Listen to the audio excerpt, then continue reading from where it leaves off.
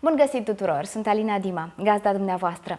În emisiunea de astăzi vă propun să călătorim împreună, virtual, într-una din țările mele favorite. Da, trebuie să recunosc acest lucru. Este vorba despre o țară plină de culoare, de savoare, o țară a cărei istorie este extrem de bogată și de fascinantă, o țară ai căror înțelepți au vorbit lumii întregi despre pace și iubire. Este vorba despre India, pentru că pe ea o vom vizita astăzi, alături de gazda noastră, excelența sa, domnul Rahul Shrivastava, ambasadorul Republicii India în România.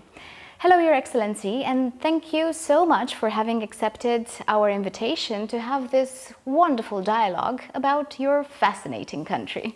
Thank you. You're most welcome. India has a very long and very rich history. Many people know about that, but I would like to begin our conversation with an overview regarding the most important events in the history of your country. We have a history of over 5,000 years, maybe even 6,000 years, because we had what is called the Indus Valley civilization. That happened, and that was a full civilization. The planned cities and people who were at a very advanced stage of technology, so to say. It's still there. We still have the remains of the civilization, so it's not fiction. It was actually there. This happened sometime around 3000 BC, so we are talking about 5,000 years. And thereafter we had the Vedic age, when all the religious scripts such as the Rig Veda that came into being. That was around 1500 BC. So by that time, the Indus Valley civilization had gone. It had vanished. It's still a mystery how it vanished, but then it was gone. So that was replaced by what we call the Indo-Aryanic age. We had Indo-Aryans who came to the north of India, and the Vedic period began. That was around 1500 BC. So that continued for about, I would say, about 1,500 years. We had the early Vedic age, and then we had later Vedic age. Around, say, 500 BC, and I'm not talking about Hinduism, because Hinduism began around, say, 5,000 or 6,000 years ago. So around 500 BC, that's a time when two important religions were born in India, or Indo-Nepal, because Buddha was born in Nepal, but he spent a lot of time in India. So around that time we see the advent of Buddhism, and around that time we had big empires such as the Mauryan Empire, and we had a king called Ashoka who spread Buddhism to various parts of the world. Then around the 7th or the 8th century we had Muslim rulers who started coming to India from the western parts of Asia.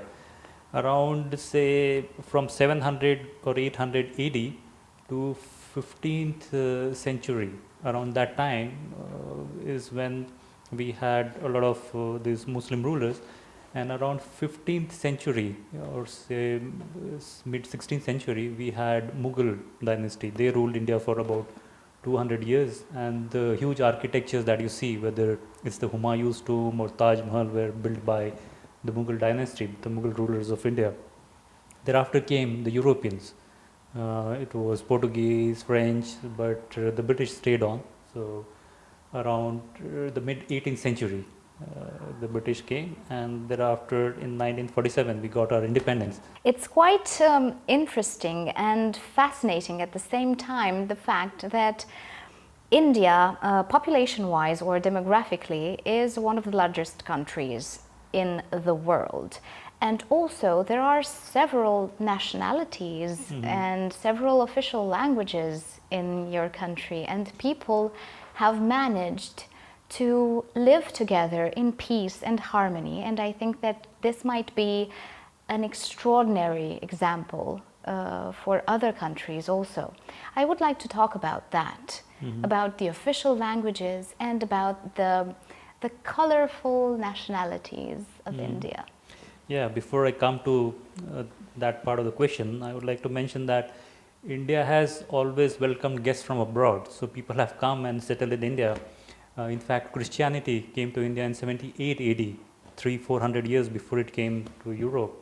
Also, we had Parsis who came from Iran and they settled in India. Jews came, they settled. So everyone comes and settles India, and India has not been an expansionist power, so to say. We never went out to capture. We were happy with what is there. So that is the basis of peace and harmony, because that's ingrained in us, that we have to live peacefully and we should be satisfied with what we have. Coming back to the question of nationalities, yes, India is home to a large number of diverse culture, people, traditions. Of official languages, we have two languages which are called official languages in the center, in the union.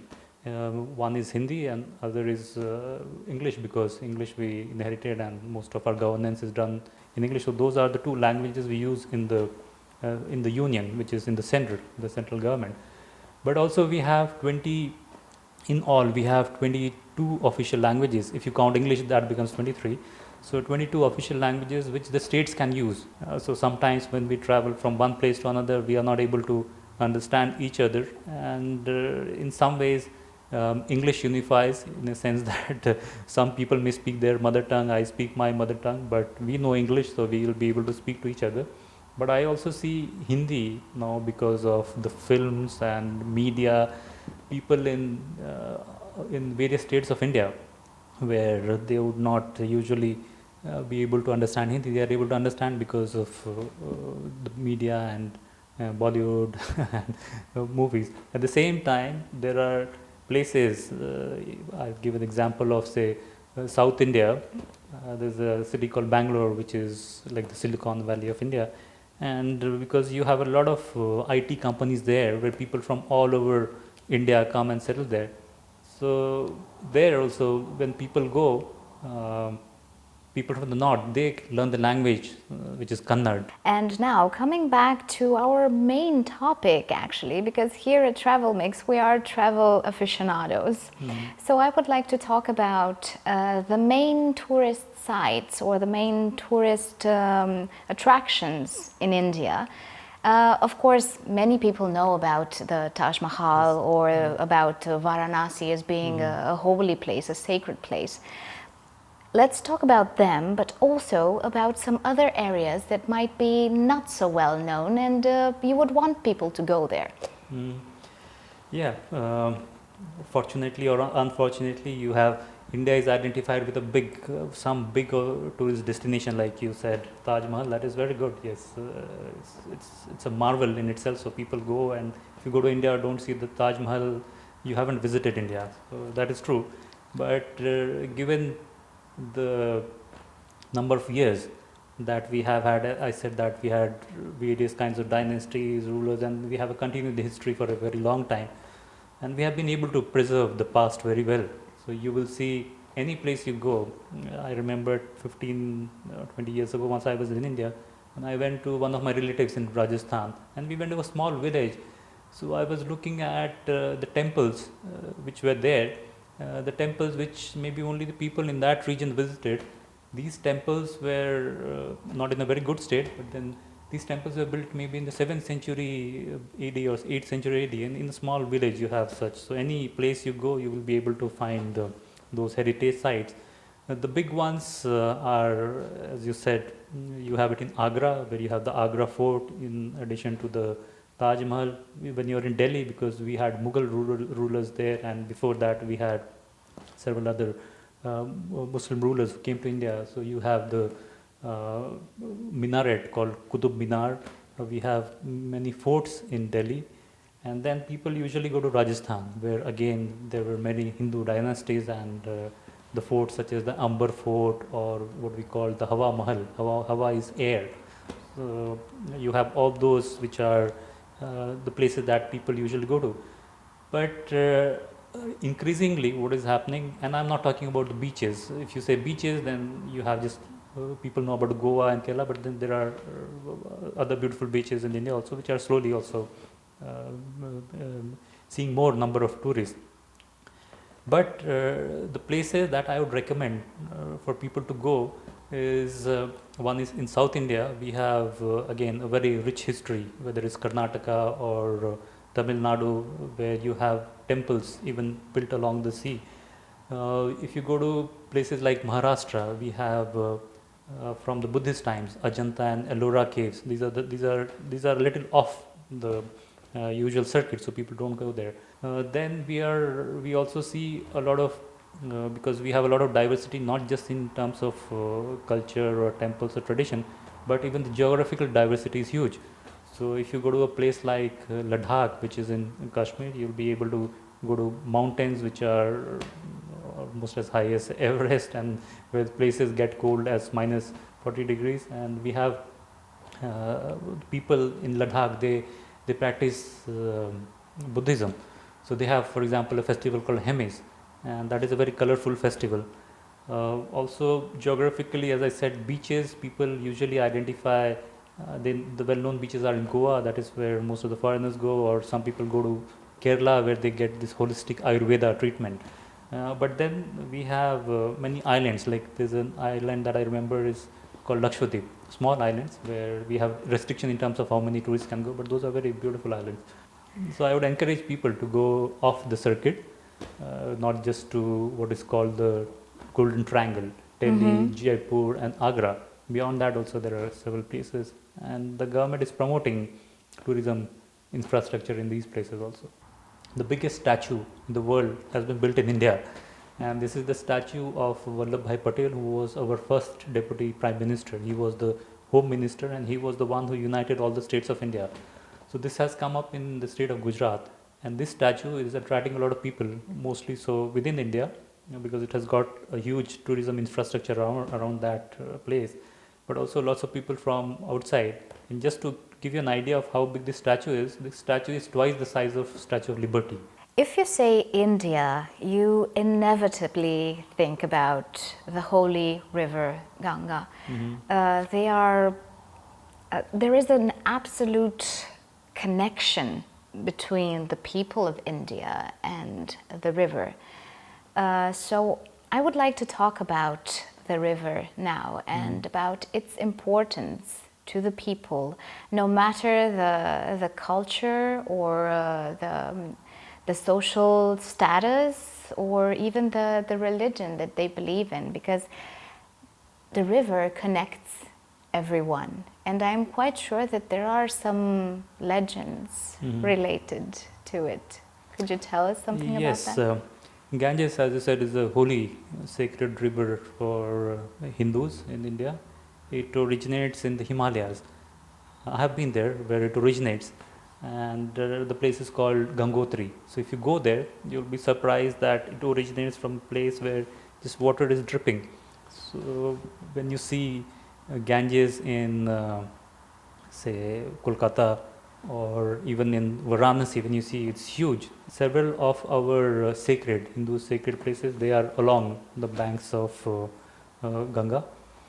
And we have this tradition, Hindus, that when someone dies, then the person is cremated, and the ash has to be dropped in the dropped river. in Ganga. So that's also part of the tradition. But Ganges over the years, because it is in the plains of India, and which is very thickly populated. So over the years, we started getting industries along the banks, and Ganga started getting polluted. So the present government has come up with a scheme for cleaning Ganga, and they are doing in a big way. And every Hindu family usually has water from Ganges. We call it Ganga Jal. Ganga is Ganges, and Jal is water.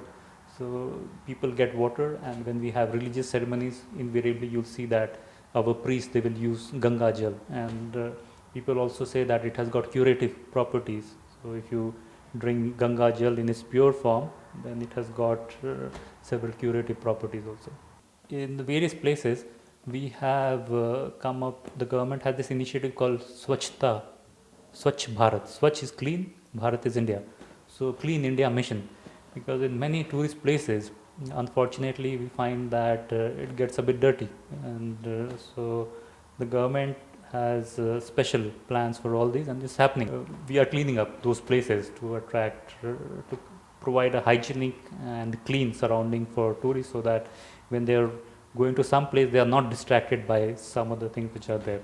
It's always very important, I think, to find places and destinations within a certain country that you might love or you might be interested in, and not necessarily go in the places that everyone knows or everyone talks about. And I think this is the challenge, and this is also the beauty of travel.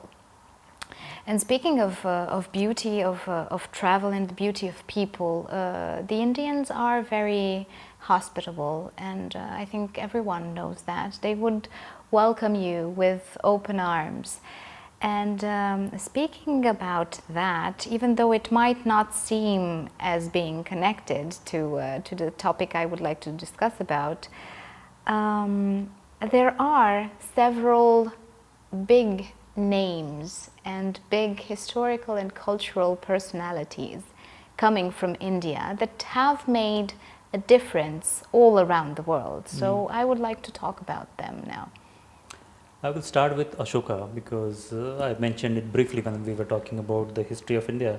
Because Ashoka was a king who was part of the Maurya dynasty. His father was Chandragupta Maurya, and Ashoka was the one who said that I want to conquer the world, and he had a huge empire. What is presently Afghanistan, Pakistan, that was all part of his empire, including India. So he had a huge empire, and there was a state called Kalinga, and I grew up in that state, which is now Orissa. So when Ashoka saw that he had not conquered Kalinga, he said that I'll go and conquer Kalinga also, because that's one place which is left. When he went there, his army killed lots of people, and then he came to see what he had conquered, and he saw these innocent people dead. So many people had been killed. He was shocked. He said that this is not what I am looking at when I say that I want to conquer the world. So his religion was Buddhism. So he said that he put another goal to himself: I will conquer the world not through war but through love. And that is how he sent messengers, peace messengers, to Sri Lanka, to Indonesia, many parts of the world. And these peace messengers, they went and spread Buddhism. So he was, I would say, one of the first people. There were people before him also who spread, so to say, culture of India outside. So that's one name that strikes out, comes to me. From there, I will jump to maybe modern India, because without the name of Gandhi in any context referring to India, I think India is incomplete without Gandhi, because he inspired not just Indians, and it is astonishing how we could get our independence by non-violent means, because he was very sure that we have to get independence, but then we have to get independence without killing people, without being violent. So his philosophy, not just in terms of what is said in the new context, but then he said several things which are relevant even now. And whenever we go off track in the world, then we should come back to what Gandhi has said, and that way we find solutions to many things. And since India is a hospitable country, it's full of love and full of color, this reflects into the gastronomy also, into the food. You have very colorful food. So I would like to talk about the traditional dishes that might be the most representative for several parts of India, because I know it has a huge territory, so I'm quite sure that the gastronomy differs from one place to another. And usually people associate fried or say spicy food with India, but I can tell you there are many places where they eat very bland food. Some of the representative dishes would be, I would say, the sweets, if you want to say that something which unifies many parts of India. The sweets do, because if you have something called, say, gulab jamun, which is a sweet, you will find it in various places of various states in different forms. You will have it in South India in one form, you will have it in North India in one form, or say even sweet dishes made out of semolina. We call it halwa. You will have it in Punjab, you will have it a different form in eastern India, you will have it in a different form in South India, because that's also a food that you use as a religious offering. So that may be um, one reason why this kind of dish is there everywhere. Also, if you say South India, then there are some dishes which unify, because South India is also 4 big states. Some South Indian dishes like dosa, they have a, it's like crepe made out of rice flour and lentils, and this is very popular all over India. It's from South India, but any place you go, any small town you go, you will see 2 or 3 South Indian dishes, which is dosa or idli. You will find it in every place in India. So these are some dishes which are everywhere. Others are staple food like what we call chapatis or paratha. You will have it in different forms in different places. There is an impressive variety of foods according to the place in India you Yes. find yourself in. But what matters the most is that you have to taste Yes. India, that's for sure. Of course, food goes well with fun. Why not? So I would like to talk about the most important festivals throughout the year, whether they are religious or cultural or meant for young people or for elderly. Not in terms of any order, but we just had the festival called Holi. So the world knows about Holi because it's a festival, festival of of colors. Yes. So Holi, yes, that's an important festival. That's the advent of spring in India. It's celebrated all over India. We have another festival. It's called like the festival of colors. We have the festival of lights, which is the Hindu New Year. It usually comes around November. It's called Diwali. So that's the festival of lights. It's a very big festival for Hindus. We have every day is a festival in India because we have our special calendar. India is also the home to four important religions in the world. So Hinduism, apart from that, home to Sikhism, which started in the mid 15th century, home to Jainism. Mahavir was born there, and also some ways home to Buddhism because Buddha was born in Nepal, but then he grew up in India, and from India it spread to other parts of the world. The movie industry coming from India is definitely rising, and Bollywood is one serious competition for Hollywood, for instance. It might seem a bit awkward that I mentioned this because I want to talk about a specific topic. There are many people in Romania watching Indian movies, and in these movies there are also a wedding or engagement rituals, some of them traditional. So my question is actually not related to the movie industry, but to love and to wedding ceremonies. Are they the same in all the states in India, or they differ? I suppose The they wedding should. ceremonies differ on 2 fronts. One is depending on what religion you practice. So if you are practicing Islam, then the wedding ceremony would be in a particular way. If you are a Hindu, in a different way. If you are Christian, then usually the movies that come out from what you call Bollywood or the Indian film industry based in Mumbai are the weddings that are representative of northern India. In the northern states of Punjab or Delhi, you have those kind of weddings, and the weddings are in North India or many states in South India also. Weddings in India are a very long affair. So weddings don't start at 10 o'clock in the morning and get over at 12 o'clock. Our wedding ceremonies, they take at least 7 days. So you'll have 7 days of ceremony, and by the end of it, the bride and groom are tired because they have to go through various ceremonies. And the weddings in India, no matter whether it's in a small village or whether it's in a city, they are huge. So in terms of numbers, you can have any number between say 500 to 50,000. So you can have huge weddings. So people spend a lot on weddings, and the wedding industry also. There's a huge industry which has evolved around that.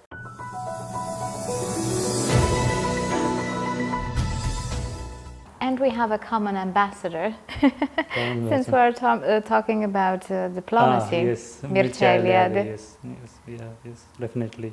Is he as known in India as he is in No, Europe? unfortunately, no. But he is known amongst the literary circles. People, or say from the state of Bengal, where he stayed, there are more people who know him than in other parts of India. Because I know that at some point, since we are talking about travel, there have been travel agencies, both from Romania and India, that made circuits according to different sites or different houses, different cities in which Mircea Eliade has been traveling to in India. And I think that's quite interesting for all the people that, Yes, the Romanians, for instance, that love tourism Eliade. from Romania. It's sort of a cultural tourism, but you can mix it with all the flavors of India. Yes. And that's quite interesting. Coming back to Romania, how do you find our country? It's a great country. I've been just about 8-9 months here, so too early to say about my impression of all of Romania, because there are several parts I have not been. What I like about Romania is, for one, it's a peaceful place. No matter where you go, it's very peaceful. What I also like is it's a very safe place. So you are traveling at 12 o'clock in the night, you are walking alone, it's a very safe place. Then I like places which are green, because I grew up in a place where we had lots of greenery. So if I don't see trees, I I find it very difficult. So that way I like Bucharest and I like Romania, because no matter where you go, you have trees, you have lots of greenery, you have mountains, along the rivers you have trees, so greenery everywhere. So that's something also what I like. Mr. Ambassador, thank you so much for the interview, for your hospitality, and thank you for all the wonderful information that you shared with us about your country. India is truly like an open book, open or ready to be opened, to be read, to be lived. And I think that one of the most important messages that comes out of India into the rest of the world is live your life to the fullest, live your life in bright colors, and being guided by peace and love. Yes. I think these are the most important things that should surface. Yes. So one should not take life very seriously, and if you go to India, you will see that that is how it is. While we are growing fast, we are becoming a big economy, but people are not depressed because of the fact that they don't have what others have. Dragii mei, iată că poate unul dintre secretele fericirii este să călătorești cel puțin o dată în India și să întâlnești oamenii de acolo plini de viață și de culoare, și cu siguranță perspectiva ta asupra lucrurilor se va schimba. Până la următoarea noastră întâlnire, însă, nu uitați să vă transformați viața într-o poveste frumoasă.